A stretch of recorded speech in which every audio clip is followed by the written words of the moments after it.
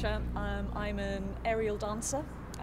For this particular project I was employed to create a vertical dance for this wall behind me. I originally trained as a dancer and worked professionally as a dancer for the last 25 years. Kind of 5 years into my professional dance experience, I started learning aerial work. I was asked to learn aerial work for one of the productions that the company were working on. So I started training with a circus company who taught me really basic aerial skills, trapeze and rope. And I actually found I had quite an affinity for them and, more to the point, really enjoyed them.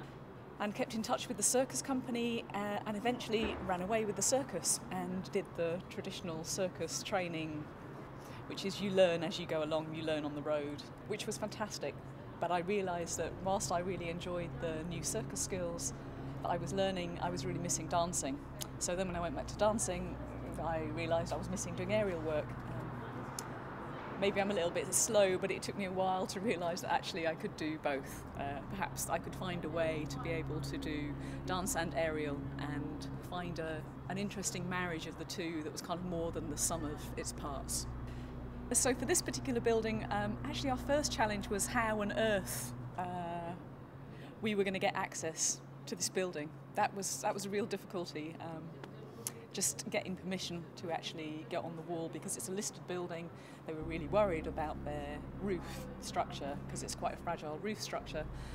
So we had to get engineers involved and do lots of complex calculations. They came up with reams and reams of calculations that I didn't understand at all, but basically said that we wouldn't put any weight through their roof. We would devise a structure, the rigger and the engineer would devise a structure whereby all the loading went onto the outside wall of the building and nothing was loaded actually onto the roof, which I find quite amazing. What was interesting for me about this building, whenever I got on buildings, I always want to try and work with the architectural features that are inherent within that building. So for me, obviously working with a curved wall, it's the first time I've ever worked on a curved wall, and there are things, because I'm on a fixed point, as I start to run, the wall actually shifts away from me. So then you start kind of scrabbling for the wall. So that was one little challenge, but it's quite a small wall. If I was on a really long rope, I would run out of wall very quickly and just end up like some kind of cartoon character with my legs going mid-air.